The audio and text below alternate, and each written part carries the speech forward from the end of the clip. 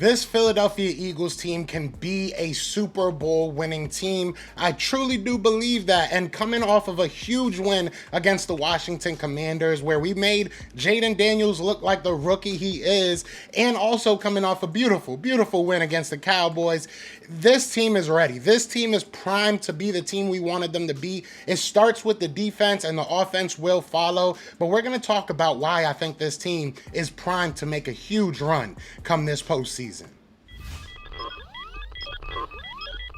want Philly? Yeah, let's do it. Let's do it. Yeah, let's do it. Let's do it, man. It's your boy Joe Castro, a.k.a. Philly Fresco, and it is another episode of Philly, the podcast. I am so happy. The Philadelphia Eagles are looking like we wanted them to look. I feel like for a long time, this is probably the best defense that we've had going back to even the Super Bowl that we won in 2017. I think it might be even better than that. You have all the pieces offensively. You have the players in place to be a huge, a high-scoring team, but it hasn't looked perfect. So there's some good and some bad from these games. At the end of the day, the best part of it is you got the win. That's the most important thing. You want to keep going 1-0 each week. I want to start with Saquon, all right? I want to start with Saquon right off the bat. He has been a huge difference maker, and I see a lot of people talking about whether Saquon Barkley is the MVP of this team. Is he the most important guy on that field? And I don't know. I really don't know. I think that he's one of the most important players on that field. Obviously, if you lose a Lane, you're a totally different team. If you lose a AJ, a Devonta, a Jalen, so you can go down the list offensively. But I mean, look, Saquon Barkley has definitely made his presence known, and the Eagles have looked very, very good ever since, kind of just handing the reins over to him. And I love what I'm seeing from this team. And one thing that I saw that I was really a fan of, and my girl was like, why do they keep running? What? He's not getting yards. I like that. Even though he's only getting 2 yards, he's getting 1 yard, getting stuffed in the backfield. You don't give up on the run. All right. And that was one thing I was nervous about this Eagles team. And that I think they answered that question. Nick Sirianni and their coaching staff stood to the run. They stuck to the run. They didn't get scared. The one thing that I felt like this team did a lot over the last couple of years, and even in the Doug Peterson era, is once they got down by a little bit or the running game wasn't looking like it was going to be as explosive, they just gave up on it. And I think that you look at what they've done against the Commanders, what they did against the Cowboys, what they did the week prior, on this 5-game winning streak, they have not given up on the run. They have continued to try and pound the rock, and I love to see it. Now you're seeing big plays from Kenny Gainwell because they're so tired of Saquon Barkley going out there and just demolishing them that once Kenneth Gainwell goes in there, there's open holes, right? They're already in a rhythm, so you're getting production out of your backup. And look, Kenneth Gainwell has looked good over these past couple of weeks, getting big plays. So I'm excited to see this run game continue to flourish. I'm excited to see what will happen with this run game. Now you got Jordan Mailata back. Landon Dickerson, luckily, is not looking like he's going to miss too much more time. Obviously missed a couple plays. So we're looking good. Even if we lost a Landon Dickerson, obviously you don't want to lose a Landon Dickerson, but I think that a lot of Eagles fans have confidence now in a Tyler Steen after being able to see him do what he's been able to do when guys have gone down. So I'm excited about him. I do want to talk about the rest of the guys on this offense. Again, it wasn't a perfect game, and it hasn't been a perfect couple of weeks, especially from the offense. There's been a lot of miscues. There's been a lot of, just not executing plays, and I even said this yesterday. It comes down to the players executing plays. The miscues that we had last night were because of the players. It wasn't bad play calling. It wasn't, the field was slippery.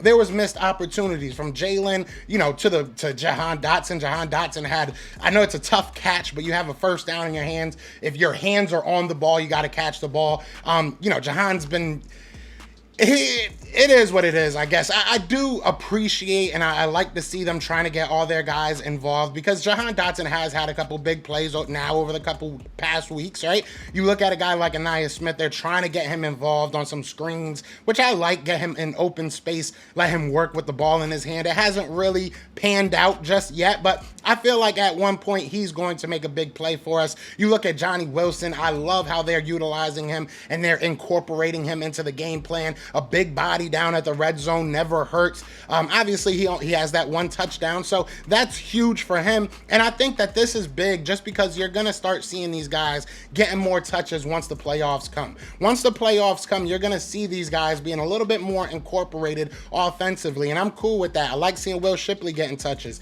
This is what you want to see if you're an Eagles fan. You want to see all your weapons being utilized. Now, again, not perfect. We have not been perfect. We need to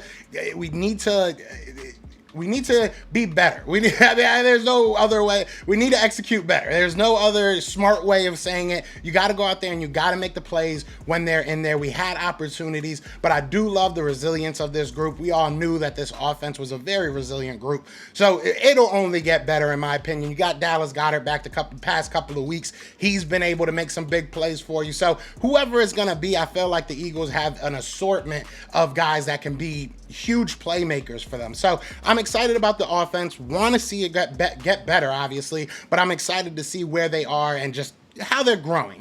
This is an ever-changing thing. This is a keep on growing, keep on learning each other, keep on getting better, and I think that they're doing that. Now, I do want to talk about the defense and a couple players in specific, but before we get into that, be sure to hit that like, hit that subscribe, join the family. If you guys like content like this, I would really appreciate if you guys did that for me. Best way to grow this channel, best way, to get other people involved. And you guys know, if you don't know, now you do. I do a lot of draft content, so I will be out there at the Senior Bowl and most likely the draft combine and the draft itself. So if you guys want in-depth and exclusive kind of content, definitely hit that like and subscribe and share it with a friend. I'd really appreciate that. Now let's get back into it. So the defense, man, Cooper DeJean is a dog. Cooper DeJean is a dog. Reed Blankenship is a dog. Quinyon Mitchell is a dog. Jalen Carter is different. Jalen Carter is different, bro.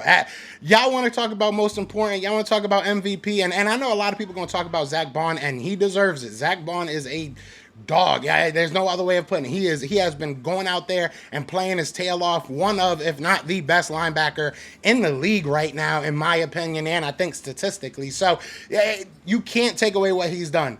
Jalen Carter looks like the guy we hoped he would look like, and probably even better. The way that he was in on every single play. I mean, my guy was there every single time. He might not have made the play, but he let somebody else make the play, or he allowed, the play to break down, and someone else reaps the benefits of his just disruption. Whether it was single team, whether it was double teamed, whether it was whatever you want to do against him, chipping him, whatever you want to do against Jalen Carter, it's not going to work. To see this defensive line eat that much against Jaden Daniels was a pleasant surprise. I did not think that was going to happen. The Washington Commanders, whatever you want to say about their schedule, whatever you want to say about who they've played, they have moved the ball offensively, and they have been able to avoid those sacks, avoid those turnovers. And we were able to get a turnover, get those sacks, at one point getting 2 sacks back to back. This defense in specific looks different. It looks totally different. I am going to say I was wrong about Vic Fangio. Maybe I was right, and it'll start showing his cracks. But right now, I gotta say I was wrong about Vic Fangio. He has taken this defense to another level, a whole nother level. We are top 2, top 3 in most categories since week 5. It is just a totally different team. A lot of the players talked about the first 4 games feeling like preseason games, kind of just getting the bugs out, getting the kinks out. And since then, it looks like they're right. It looks like ever since week 5, we've just been on a tear, obviously not losing a game. So 6 in a row, we're 8-2. This game was huge in a number of ways. I mean, now you have that 2-game lead and a tiebreaker over Washington. You're keeping pace with the Lions, the Detroit Lions, which if you guys want me to make a video about that, I will. They have some tough games. They got some tough games ahead of them. Their schedule is not friendly. So I can definitely see them losing like 2 or 3 games. And we are in a good position right now. And I said this on Twitter, and some people were like, "Ow, I don't get that." if you look at our schedule, winning this game makes our schedule a lot easier. You still got to play the Steelers. You still got to play the Ravens. But losing those games aren't death sentences like they were if you lost this game against the Commander. If you lost this game against the Commanders, you're scrapping and you need every single win and you need some help from the Commanders in order to win the division. So I don't know if two teams are going to come out of the NFC East. They might. It might be the Eagles and the Commanders coming out of the NFC East. But this win gives you so much leeway. If you lose against the Ravens, it sucks. It is what it is, though. You can keep moving and still feel confident that you're going to win the division. If you beat the Ravens, if you beat the Steelers, if you can win one of those games, you're in a very good position to possibly win the NFC. I mean, realistically, you have the Cowboys, you got Washington, and you got the Giants as your last three games. We got the Panthers, sprinkled in there. We got the Rams, which is a winnable game. I mean, that's 5 games right there. We're already at 8 wins. That's 13 games that you can win if you just beat the teams you're supposed to beat. So, look, I really, really do feel confident in this team, and I really, truly feel that we're going to go into the playoffs with a totally different mentality than we ever have before. We have went from a team that people are saying is overrated. People are saying, we aren't doing what we need to do. Look at Jalen. People looked at all of our cracks. But now you're seeing through those cracks a bunch of flowers growing. You like that? Bringing back the flower bed. But I really like where this team is going. I would love to know what you guys think about it. Do you think this is a Super Bowl team? Because, I mean, that's where you got to start thinking now, right? It's no longer about can they, win against this team? Can they win against this team?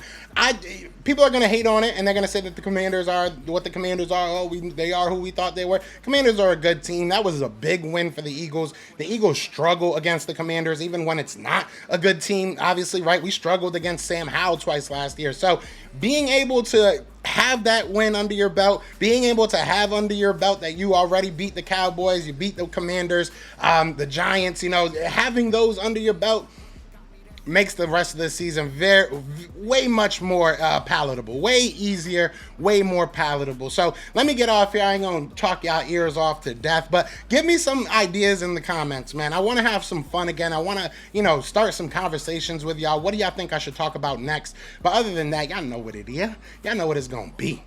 It's Fly Eagles Fly. And we are out here. Y'all see my dog behind me? Is he still there? Look at that. N'Kobe. Peace! Everywhere, this is for Yeah. you. Fly Eagles flying on the team. Touchdown. Time to get Jalen this ring. You don't really want to start a thing. This a Bird Gang Nation, baby. It's a Philly thing. Hater, and you looking like you type trash. I'm just here calling on Philly the podcast. And we can call a man dog or watch Miles score off the handoff. Rest of the division, your man saw Jackson like Sean, hunting like Randall. Season here, early time to do him in. Your boy Philly Fresco, thanks for tuning in.